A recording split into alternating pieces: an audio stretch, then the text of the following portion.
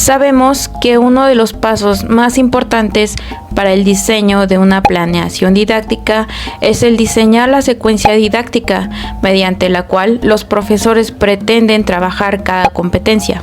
Y claro, para comenzar a introducirnos a lo que debe de realizar el docente es saber qué es la secuencia didáctica. Tenemos nuestra primera perspectiva, el profesor A, que después de un largo tiempo frente a su computadora, encuentra que la secuencia didáctica es una serie de actividades que deben de ejecutarse en orden. Y claro, el propósito o fin es alcanzar un objetivo de aprendizaje. Pero el profesor no sabe cómo comenzar, por lo que es una nueva cuestión que tiene que resolver. Lee que para el diseño de una secuencia didáctica, los docentes parten de una suposición, de una hipótesis o de una idea de que los estudiantes aún no han desarrollado completamente las capacidades que ellos como docentes esperan que lleguen a obtener y demostrar en futuros proyectos. Pero, ¿qué les parece si ahora analizamos la perspectiva del profesor B? Observamos que él se encuentra acostado y luego de que haya revisado todo su For You page de TikTok, recuerda que tiene pendiente la elaboración de una secuencia didáctica. Para evitar la fatiga, busca información en esta misma aplicación y descubre que la secuencia didáctica son solo actividades para mantener ocupados a sus estudiantes durante las clases, por lo que este profesor asume que sus estudiantes ya dominan todos los temas que se impartirán a lo largo del curso y piensa en emplear actividades que nada que ver, de verdad. Regresemos con la perspectiva del profesor A y observamos que está realizando algunas anotaciones. Y es que, luego de un arduo trabajo de investigación, el profesor A descubre algo muy importante. ¿Saben qué es? Es que a lo largo de la ejecución de estas actividades, lo que se espera de los estudiantes es que ellos adquieran la información necesaria, que ellos desarrollen los lenguajes, las habilidades, las destrezas y los métodos necesarios dentro de su proceso de aprendizaje, como también adaptando las actitudes y valores que se han planteado como esenciales para poder hacer bien y lograr la competencia asignada. Sigamos con el profesor B y con la suposición que hizo anteriormente. Lo único en lo que piensa es que sus estudiantes son tan buenos en todo que no es necesario emplear actividades complejas ni que aprendan cosas nuevas, porque si llegan a tener alguna duda, ellos no tardarían en consultarlo en TikTok o en ChatGPT. Y continúa viendo su For You page en TikTok. Vemos al profesor A, que pasa un buen tiempo investigando cómo desarrollar correctamente una secuencia didáctica.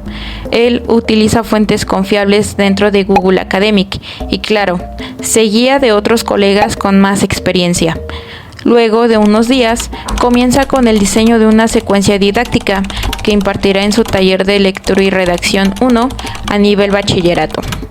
Comienza por describir la competencia que espera de sus estudiantes y en ella relata que los estudiantes emiten e interpretan de manera más asertiva textos personales en los ámbitos personal, familiar, escolar, social y cultural, con base en la clasificación de los textos personales. Posteriormente, para una mejor organización, redacta antes una situación didáctica para la competencia y luego una secuencia didáctica, y esta es la forma en que las plantea. Este profe se decide por una tabla. En una columna coloca la situación didáctica y en la otra la secuencia didáctica. En la situación didáctica, coloca que será una exposición en la escuela con ejemplos de los diferentes tipos de textos personales. En ella se pretende invitar a los padres de familia para que vean los trabajos hechos por sus hijos, Por otra parte, en esta misma exposición se exhibirá únicamente un trabajo de cada salón de clase por cada tipo de texto personal. Estos textos pueden ser una autobiografía, un libreto de viaje, una carta, una agenda o incluso un diario. Y por último, antes de la exposición a nivel escolar, en el salón de clases se hará una presentación previa, con el fin de seleccionar los textos que se representarán al final de la exposición. Pero vayamos ahora a la secuencia didáctica. En ella, el profe redacta la serie de actividades que se deben de llevar a cabo para lograr la competencia del taller de lectura, y las actividades que él plantea son las siguientes. En primer lugar, que los estudiantes deben de analizar el contenido del tema, es decir, deben conocer la clasificación de los textos personales, de qué tratan, cómo realizar cada uno, etc. En segundo lugar, organizar equipos con la cantidad de integrantes equitativa, pues cada equipo será encargado de preparar un solo ejemplo de cada tipo de texto con el fin de representarlo ante la clase. El siguiente es que los equipos deben de preparar o realizar sus ejemplos de cada texto personal. Y por último, se hará una exposición en el salón de clase de todos los ejemplos de textos realizados por los equipos. Bien, una vez terminado esto, el profesor A está listo para comenzar a aplicar su secuencia didáctica, pero veamos qué le falta al profesor B. Ok, tenemos al profesor B, que considera que lo que encontró en TikTok es suficiente para iniciar con el curso, por lo que él no realiza ninguna secuencia didáctica, pues tiene pensado improvisar todo desde el primer día. Y bueno, el profesor A, al final de las secuencias didácticas que diseñó a lo largo del curso, quiere realizar una pequeña feria o un evento en donde sus estudiantes presenten aquellos proyectos mediante los cuales demostraron sus competencias. Sin embargo, no es lo mismo con el profesor B, ya que con las actividades tan simplonas que deja, no las revisa y solo las firma. Al final del curso, solo les pide a sus estudiantes que las escaneen y las guarden en una carpeta compartida de Google Drive, para que así él tenga una evidencia de todo lo que se hizo a lo largo de ese tiempo. Pero oigan, un dato extra que en lo personal y el profesor A queremos compartir con ustedes es que para cada competencia y situación didáctica se debe diseñar su secuencia didáctica correspondiente. Por ejemplo, si el docente estableció solo una competencia general a varias competencias particulares, el docente decidirá si diseña una sola secuencia didáctica para esta competencia general, si diseña una secuencia para cada competencia particular o si mejor diseña secuencias didácticas para ambas competencias. Para elaborar una secuencia didáctica correctamente, el docente debe aprender a dividirla en varias sesiones, donde se asignen por competencias para presentarla de forma más efectiva. Primero, el profesor A encuentra que sus actividades no están fragmentadas de forma correcta, inicia una investigación corta sobre cómo acomodar sus clases, encuentra un formato e inicia con el acomodo de ellas. En la parte superior, va a colocar el número de la competencia, el nombre o la definición de la competencia y el número de clase. En la primera columna se ubicará la secuencia didáctica, tal y como la diseñó anteriormente el profesor A. En la segunda columna se indicará el número consecutivo de las sesiones, el tema o los temas principales en las que se desarrollará la secuencia. En la tercera columna explicaremos las actividades que se harán en cada sesión. En esta el profesor puede colocar lo que él hará o lo que le pedirá a sus alumnos.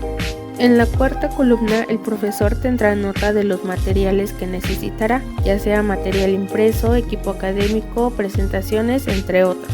En la última columna anotará los puntos claves para no olvidar lo que impartirá en su clase, ya sea señalar tareas, recoger trabajos o hacer equipos. Por otro lado, el profesor B, con su planeación elaborada con inteligencia artificial, considera que ya está completa, prefiere hacer todas sus actividades lo antes posible y no toma en cuenta si los estudiantes tendrán una sobrecarga de trabajo, a lo que sus estudiantes empiezan a tener quejas por su forma tan desordenada de trabajo. les empieza a aburrir la clase y eventualmente ya no asisten a ella. Ahora, para tener una evaluación continua y elaboración de rúbricas, una de las características de un buen sistema de evaluación consiste en que sea continua y permanente. Su propósito es que mejore el proceso que se está evaluando. Para hacerlo de forma precisa, esta no se llevará a cabo solo al final del curso, ya que se corre el riesgo de no tener tiempo para un reajuste adecuado, por lo que la evaluación se encuentra dividida en 3 momentos: evaluación inicial o diagnóstica, evaluación formativa y evaluación final o sumativa.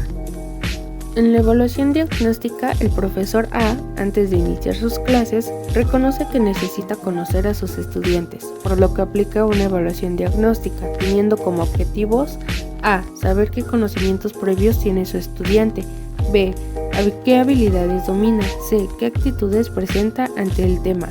Para hacer su evaluación más didáctica, utiliza instrumentos como cuestionarios, participación sobre el tema, uso de mapas conceptuales, entre otras. Con la información recolectada, el profesor A readapta sus clases, identificando desde qué temas debe de iniciar y reforzar los contenidos no claros. Con ello, su planeación se vuelve más precisa y coherente con las necesidades reales del grupo. Por otra parte, el profesor B comienza su clase asumiendo que todos tienen los conocimientos previos sobre los temas que se verán durante el curso. Aplica una hoja sin información significativa o relacionada a los contenidos posteriores y después de su aplicación simplemente los recoge, sin revisarlos, por lo que su clase avanza sin dirección, haciendo que los estudiantes se sientan confundidos y desconectados con la materia. Para comprender la evaluación formativa a lo largo del curso, no solo se trata de presentar los temas y avanzar, también es necesario tomarse un ligero descanso para observar, analizar, preguntar y reacomodar los contenidos. Por eso, la evaluación formativa es una herramienta muy importante en el proceso educativo. Su objetivo principal es tener una retroalimentación de ambos protagonistas. Esta se aplicará durante el desarrollo del curso y así permitirá hacer los ajustes necesarios para lograr un aprendizaje más significativo. Pero, ¿qué sucede cuando un docente no toma en cuenta esta herramienta? Bueno, primero tenemos al profesor A, que durante el desarrollo de su clase comienza a tomar nota de cuántos estudiantes no están alcanzando los objetivos esperados y decide aplicar una evaluación formativa. Para eso, pide a los estudiantes que decidan entre varias estrategias o actividades para hacer una retroalimentación. Algunas de las opciones son preguntas abiertas o cerradas, debates, organizadores gráficos o proyectos en equipo. Primero, decide realizar una autoevaluación, después de elaborar un cuestionario de preguntas abiertas y cerradas, para la cual usa una rúbrica, donde en la primera columna se anotarán los aprendizajes esperados de cada competencia y en la segunda columna hay una división en 3 subcolumnas donde podemos anotar preguntas como: ¿lo hago solo y bien? ¿Necesito ayuda? ¿De qué tipo? Y no puedo hacerlo todavía, aunque también se puede hacer una valoración con una escala indicando del 1 al 10 el nivel de desempeño que considere que tiene el estudiante sobre el tema. Posterior, el profesor A decide hacer una coevaluación para comparar y examinar cómo trabajan colaborando. En esta coevaluación, los estudiantes se ayudarán a evaluar el desempeño que han tenido en equipos anteriores. Esto les permitirá reflexionar el desempeño propio y de sus compañeros. Primero, harán equipos de 3 personas y se les entregará una rúbrica donde se pondrá los aspectos o habilidades desarrollados en los trabajos en equipo. Por ejemplo, aportaciones de material, investigación individual, entre otros. Esto les proporcionará una valoración y comentarios constructivos sobre su desempeño en equipo. Al terminar, el profesor A va a recibir los trabajos de la coevaluación y los revisará para saber qué han elaborado los estudiantes. Al revisarlos, observa algunas dificultades, así que empieza a organizar una sesión de feedback en grupo para discutir los temas complejos para los estudiantes y así poder aclarar las dudas comunes, asegurando que cada uno tenga la oportunidad de compartir sus preguntas y dudas. Al terminar la revisión, el análisis y la retroalimentación de los contenidos, ahora sí puede continuar dando su clase de manera efectiva y sin dificultades. En contraste, el profesor B no realiza evaluaciones formativas ni después de las calificaciones parciales o de cada competencia. Aunque sus estudiantes presentan dudas, no hace ningún ajuste en su planeación, de tal forma que su clase sigue adelante, llevando a los estudiantes a sentirse desmotivados y desconectados. Con esto queda evidente la diferencia entre el profesor A y B. El profesor A utiliza la evaluación como una herramienta continua para mejorar el proceso de enseñanza-aprendizaje, fomenta al estudiante una autorreflexión y proporciona una retroalimentación constante, mejorando la efectividad de su planeación, mientras que el profesor B carece de un enfoque claro y bien estructurado, impactando negativamente el rendimiento y la motivación de los estudiantes, reduciendo sus oportunidades de mejora. Así, la evaluación formativa es una práctica activa que no solo facilita el aprendizaje de los estudiantes, sino que también permite al profesor ajustar su enseñanza según las dificultades que presenta el grupo. En una escuela universitaria, dos profesores se preparaban para iniciar un nuevo semestre. Ambos enseñaban la misma asignatura, pero tienen dos estilos sumamente distintos. El profesor A, en su escritorio, con su libreta en mano, se ve ordenado y concentrado. El profesor inicia su semestre elaborando la primera parte del programa. Identifica cuidadosamente la ubicación teórica y práctica de su materia, detallando los datos de identificación, las competencias que sus estudiantes deberán mostrar y su metodología de trabajo, como el sistema de evaluación y una bibliografía actualizada le permite llevar a cabo una buena planeación. Primero aplicaré una evaluación diagnóstica para conocer los saberes previos. Después ajustaré mis estrategias. Durante el curso usaré rúbricas para que ellos mismos identifiquen su avance. Y si alguien tiene algún problema, tendré alternativas. La evaluación es para aprender, no para castigar. Voy a revisar que todo esté listo para iniciar el curso. Actividades claras y con propósito. Rúbricas personalizadas. Instrumentos para evaluación diagnóstica y formativa. Espacios pensados para evaluación en situaciones especiales. Y lo más importante, una planeación didáctica flexible, pero bien cimentada. Llegan los alumnos, el profesor A comenta. Esta semana vamos a trabajar el pensamiento crítico. Usaré una lluvia de ideas, una lectura grupal, un debate y aplicaré una evaluación diagnóstica para saber desde dónde partimos. El profesor B no consulta el programa ni los aprendizajes esperados. No tiene rúbricas ni momentos de retroalimentación planeados.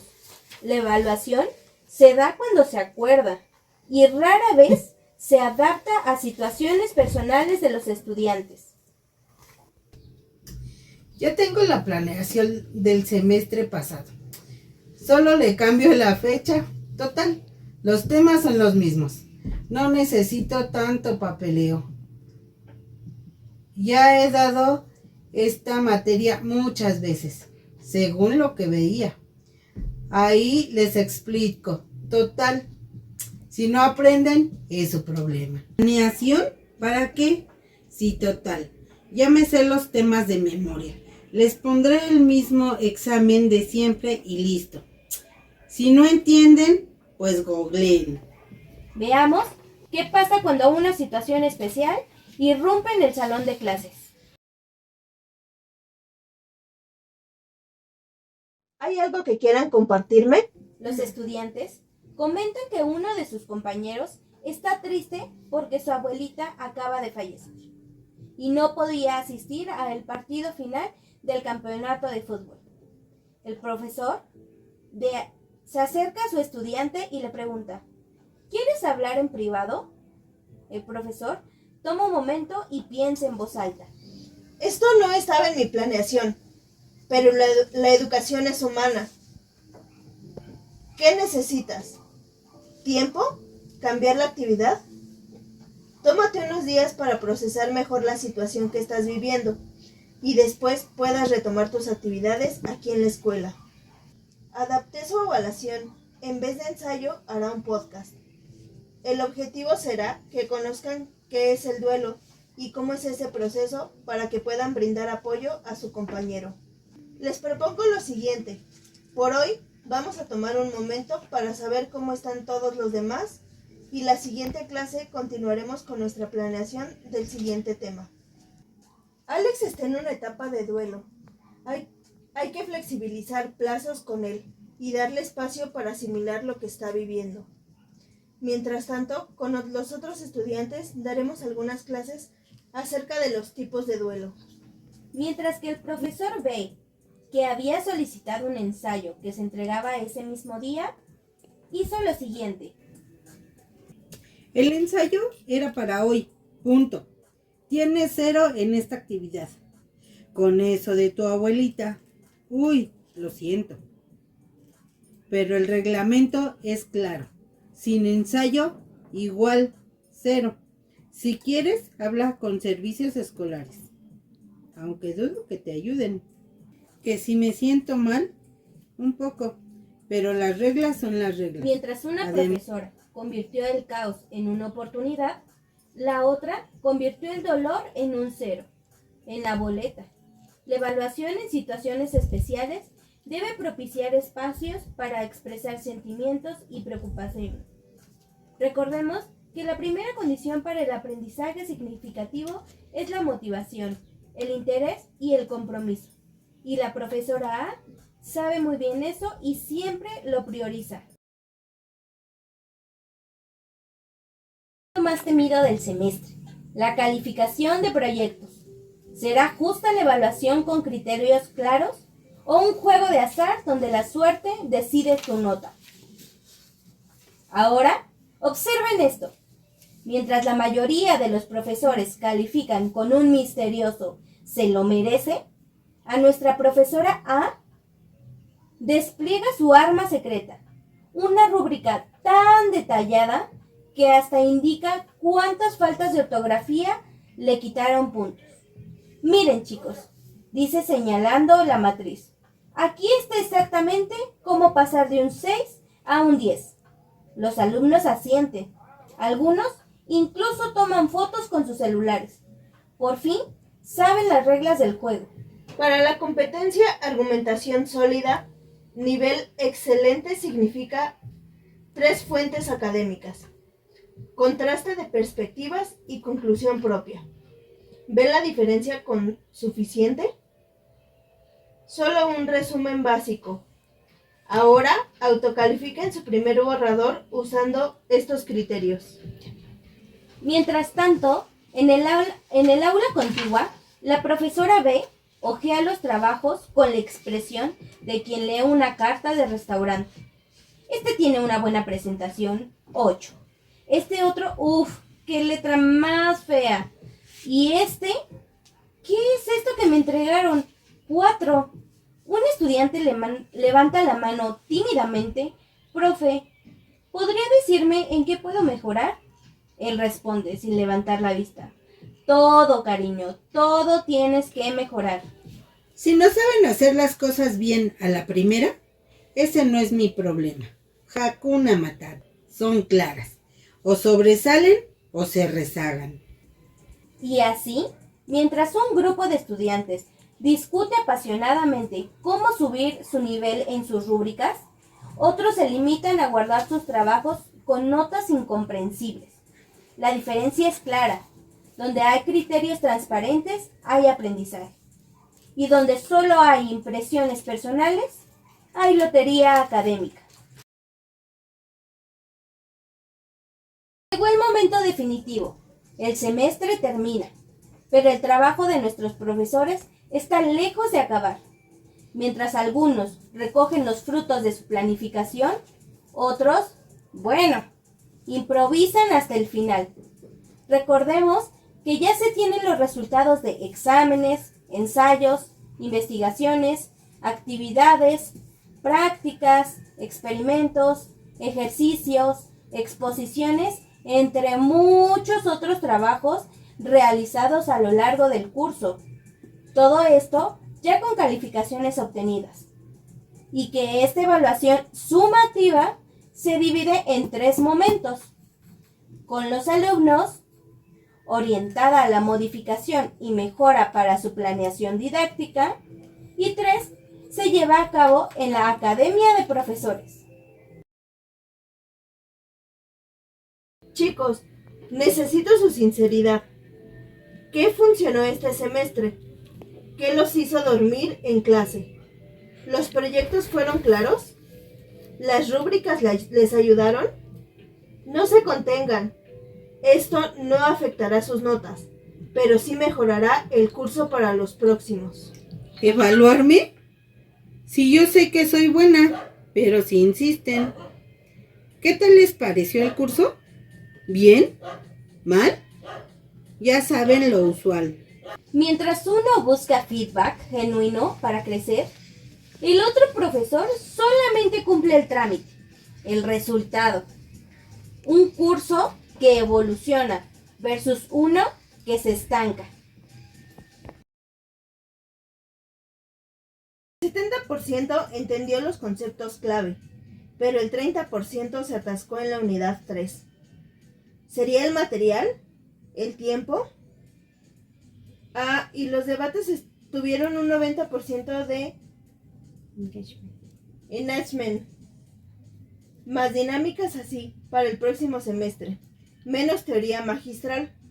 Más aprendizaje activo. Bueno, los de siempre pasaron. Los de siempre reprobaron. Nada nuevo. ¿Cambiar algo? ¿Para qué? El temario es el temario. Compañeros, noté que muchos estudiantes fallaron en aplicar teorías a casos reales. Propongo crear un banco en situaciones prácticas que todos podamos usar. ¿Qué opinan? ¿Para qué tanto análisis? Al final, los alumnos son los que deben de esforzarse más. La evaluación sumativa va mucho más allá de modificar y promediar las calificaciones. Se trata de conectar los puntos. ¿Los exámenes reflejan lo aprendido en los proyectos realmente? ¿Las actividades prácticas consolidaron la teoría? Esta evaluación revela si el método de enseñanza funcionó. Por ejemplo, si el 80% falló en el mismo tema, quizá no fue culpa de ellos, sino de cómo se enseñó. El programa docente es la columna vertebral de todo curso académico.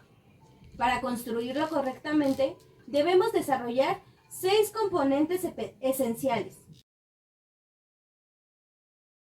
En este apartado se establece el marco teórico y práctico de la asignatura.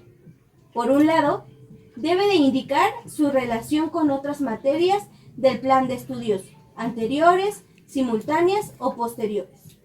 Y por otro, es indispensable señalar el contexto real de impartición, tipo de alumnos, aula, recursos y limitaciones. Aquí deben de incluir todos los datos técnicos de la materia. Nombre oficial, clave, tipo de curso, ya sea teórico, práctico o mixto. Créditos asignados, horario y duración, y carrera o semestre correspondiente. Toda planeación por competencias debe de considerar 3 dimensiones de aprendizaje. La primera, cognitivas, que se refiere al saber. El segundo, procedimentales, que se refiere al saber hacer. Y el tercero son las actitudinales, que se refiere saber ser. Este apartado describe cómo se enseñará, el enfoque pedagógico, las dinámicas, los roles de los estudiantes y sus responsabilidades. Este punto debe de especificar 1. Criterios de acreditación. 2. Porcentajes para cada actividad. 3. Instrumentos que se aplicarán. Y 4. Estrategia de retroalimentación. El profesor debe de indicar fuentes básicas obligatorias, materiales complementarios y recursos digitales actualizados. Bien diseñado es como un plano de un arquitecto. Anticipa cada detalle del proceso educativo. Mientras el profesor A construye cimientos sólidos, el profesor B apenas traza líneas en la arena. La diferencia determina qué tan resistente será la estructura del aprendizaje de nuestros alumnos. Elaborar el programa que se entregará. El profesor A tiene muy en claro que el protagonista del proceso educativo es el alumno, no el profesor, no el programa oficial, ni siquiera el contenido en sí. Por eso, dedica tiempo y esfuerzo para preparar un programa claro, accesible y útil, que compartirá con sus estudiantes en el encuadre del curso. Este programa no es un simple formato administrativo, es una carta de navegación, un compromiso ético y pedagógico con su grupo, basado en principios didácticos que colocan al alumno en el centro de su propio proceso formativo, como lo dice Díaz Barriga y Hernández Rojas. Cuando el profesor A entrega y explica su programa, ofrece una visión panorámica del curso. Los estudiantes comprenden qué van a aprender y para qué les servirá, cuáles son las competencias por desarrollar, cómo será evaluado su desempeño, qué tipo de actividades se realizarán, qué se espera de ellos y qué pueden esperar del docente. Esto genera un efecto positivo inmediato, ya que canaliza las energías del grupo hacia lo constructivo, disminuye su ansiedad y da seguridad a los alumnos. Este tipo de planificación favorece el aprendizaje significativo, entendido como aquel que conecta con la realidad, los intereses y experiencias previas del estudiante, tal como lo propuso Ausubel en 1983. Mientras que el profesor B, por el contrario, llega a clases sin presentar nada, solo lleva su cuaderno de apuntes y asume que el aprendizaje empezará desde la primera línea que escribe en el pizarrón. No entrega ningún programa, no explica las competencias, no habla del sistema de evaluación y no establece acuerdos. Simplemente empieza. Para él, explicar el curso o compartir un documento es una pérdida de tiempo.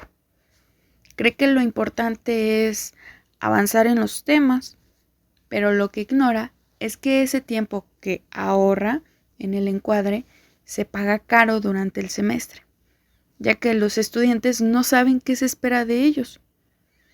Hay confusión sobre las tareas, surgen algunos reclamos tal vez en los exámenes, y lo más grave, la falta de motivación, sentido y dirección. El programa que entrega el profesor A está estructurado en varios apartados fundamentales. Número 1. Presentación del curso. En este describe de forma sencilla de qué trata la materia, cómo se vincula con otras asignaturas y qué relación tiene con la vida profesional o personal del alumno. Número 2. Competencias a desarrollar. Explica tanto las competencias disciplinares como las genéricas. Tal vez saber analizar, resolver problemas, trabajar en equipo y comunicar ideas.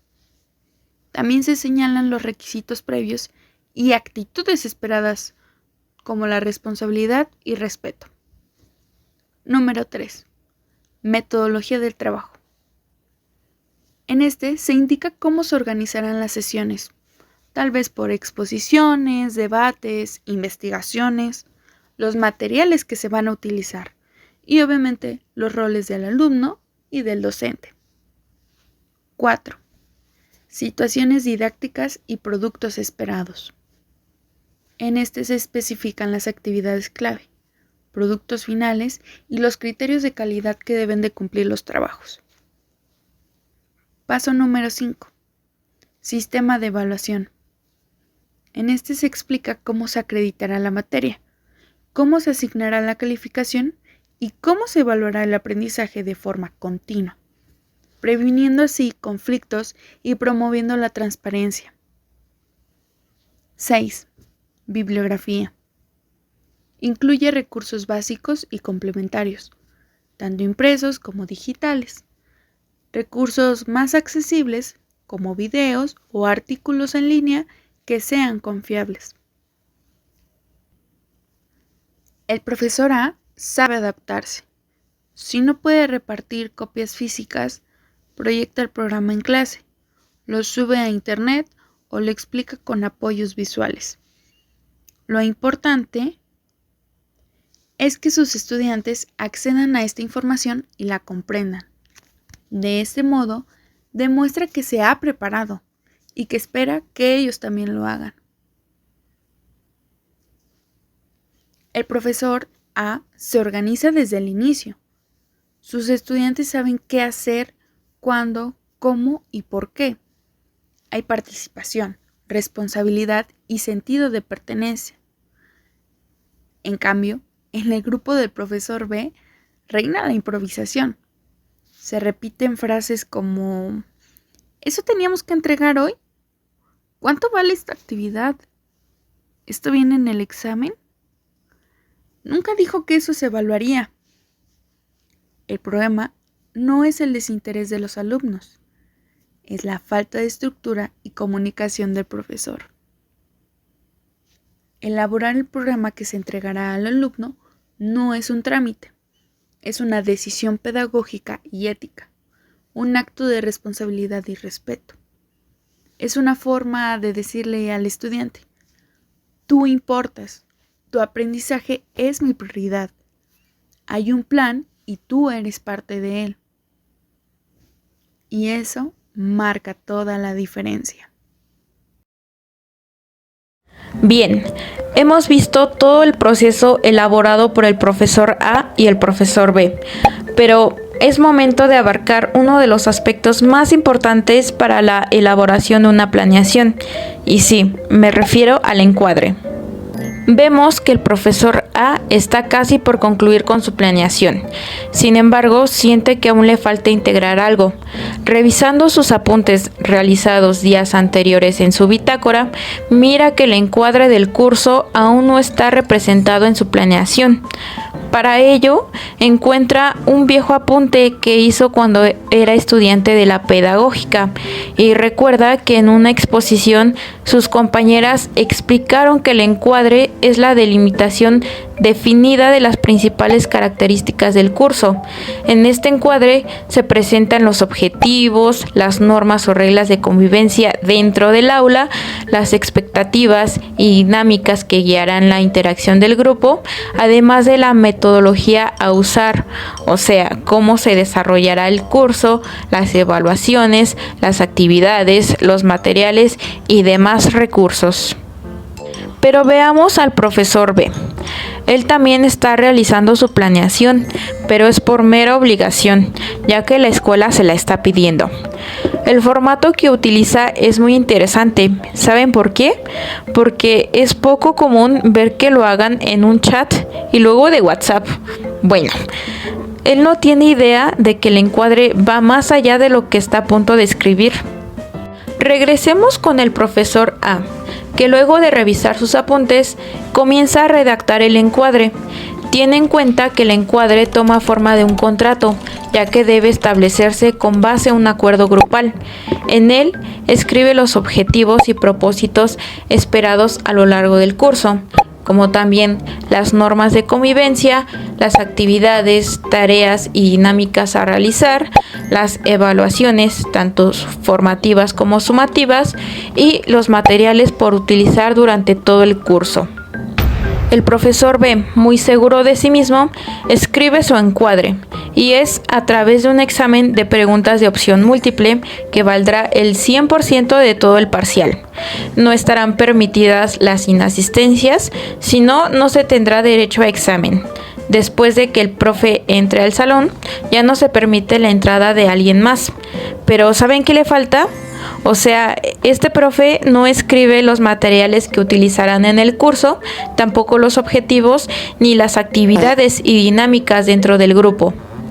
Veamos que el profesor A establece un espacio en donde el estudiante deberá escribir si está de acuerdo y si se compromete a cumplir responsablemente con las especificaciones escritas en el documento, pues él está consciente de que puede haber casos en el que se presenten desacuerdos, pero como él es un profe muy flexible y muy buena onda, está abierto a discutir dichos desacuerdos hasta llegar a un arreglo. Recordemos que en este arreglo, tanto el docente como la clase deben de estar de acuerdo. El profesor B solo comenta estos aspectos a la clase y a pesar de que sus estudiantes expresan un gran disgusto y desconformidad ante este encuadre, él solo les pide que se callen y que se sienten, porque él es el maestro y las cosas se deben de hacer como él las dice. Regresemos al profesor A. Él tiene claro que no puede iniciar con el curso como tal hasta que el encuadre esté totalmente terminado y que todos estén de acuerdo con él. Pero, ¿saben por qué no se puede iniciar con el curso sin antes establecer el encuadre? Porque puede ser que durante el encuadre se modifiquen algunos aspectos. En las primeras sesiones de un curso no se inicia con el trabajo propio de este curso, sino que estas sesiones son para tratar de entender completamente el encuadre y aceptarlo responsablemente, por lo que esto puede tomar una o varias sesiones. Para estas primeras sesiones, el profesor A decide abordar 5 actividades para la presentación del encuadre en estas sesiones. Comienza con la presentación de los estudiantes. Al inicio de un curso, los estudiantes y maestros se presentan y comúnmente responden a cuestiones como su nombre, edad, hobbies, gustos, etc. La segunda actividad es la realización de una prueba diagnóstica. Los profesores realizan un tipo de examen sobre un tema en específico hacia sus estudiantes para que ellos puedan observar qué tanto saben sobre un tema y saber cómo abarcar ese tema en las siguientes clases. La siguiente actividad es un análisis de las expectativas. Es un momento de debate en el que se escucha lo que los estudiantes esperan aprender sobre el curso. La actividad número 4 es la presentación del programa y en ella el docente a cargo presenta y explica el programa a su clase. Esto lo puede hacer a través de medios impresos o con ayuda de una computadora y un proyector. Por último, tenemos el plenario de acuerdos y de organización operativa. Es el momento en donde los estudiantes y el docente establecen las reglas de convivencia, por ejemplo, la puntualidad, la asistencia, etc. También la estructura y logística del curso, o sea, el cómo se llevarán a cabo las actividades, las dinámicas de trabajo, entre otras cosas. Por ejemplo, los criterios y formas de evaluación, los recursos y materiales que se usarán en el curso, la asignación de roles y responsabilidades dentro del grupo, la metodología a usar en las clases, etc. Terminemos con el profesor B. Él solo se presenta a sus clases y desde el día 1 comienza con los contenidos y con las actividades tan simplonas que pensó durante su secuencia didáctica. Él no se presenta con sus estudiantes y tampoco está interesado en conocerlos. Simplemente les dice, no me digan su nombre porque no me los voy a aprender. Reunir o elaborar los materiales necesarios para incluirlos en el anexo del programa. Dentro de la planificación didáctica, el 11º paso resulta fundamental para asegurar el buen desarrollo de cualquier curso. Se trata de reunir o elaborar los materiales necesarios para ser incluidos como anexos en el programa de trabajo. Este paso garantiza que, a lo largo del semestre, el docente esté totalmente preparado para cada sesión. Pero, ¿qué materiales exactamente se requieren? El maestro A comprende que la clave para un curso bien organizado es contar con todos los recursos desde el inicio. Él no deja nada al azar. En este sentido, los materiales que debe incluir como anexos en su planeación son diversos y tienen un propósito muy claro, tanto para el desarrollo de las clases como para la consulta por parte de la coordinación académica. Entre los anexos que prepara se encuentran esquemas, cuadros sinópticos, mapas o diagramas. Estos materiales ofrecen una visión general de los temas que se tratarán durante el semestre. Permite a los estudiantes visualizar las relaciones entre conceptos y anticipar el contenido. Escritos elaborados por el propio profesor. Documentos que sirven como complemento a los temas abordados, reforzando y contextualizando los aprendizajes esperados. Fotocopias de artículos y capítulos de libros. Es fundamental incluir textos de otros autores que enriquezcan el aprendizaje y aporten distintas perspectivas sobre los contenidos. Materiales de laboratorio, reactivos y equipos. Si se realizarán prácticas o experimentos, es necesario contar con un listado detallado de lo que se utilizará para evitar contratiempos. Mientras tanto, el profesor B presenta una situación complicada. No ha preparado sus materiales a tiempo y ahora, a última hora, corre el riesgo de no encontrar lo necesario para su clase. Aquí se evidencia la importancia de planificar con anticipación. Otro aspecto fundamental que debe incluirse son las instrucciones y las guías. El maestro A ya tiene listo desde las indicaciones para realizar actividades específicas hasta las rúbricas que utilizará para evaluar la participación de sus alumnos. También prepara guías de autoevaluación y coevaluación, herramientas esenciales para que los estudiantes puedan reflexionar sobre su propio desempeño y el de sus compañeros.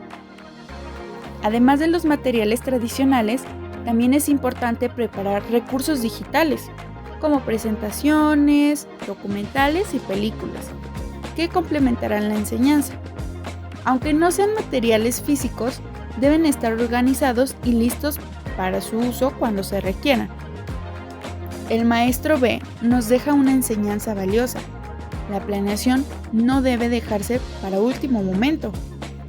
Cuando los materiales no se preparan con anticipación, pueden surgir contratiempos que afecten el curso, perjudicando tanto al profesor como a los estudiantes. Una vez que todos los materiales y anexos están listos, el maestro cuenta con lo necesario para completar su plan de trabajo, desde los esquemas hasta los recursos digitales. Todo debe estar preparado desde el inicio. Así, podrá elaborar la introducción de su programa, estructurar su índice y diseñar la portada. Todo listo para ser entregado. Así, este paso nos enseña que la anticipación y el orden no solo facilitan la enseñanza, sino que garantizan una experiencia educativa más enriquecedora y sin contratiempos. En la educación, planificar no es controlar, es cuidar, orientar y construir el aprendizaje juntos.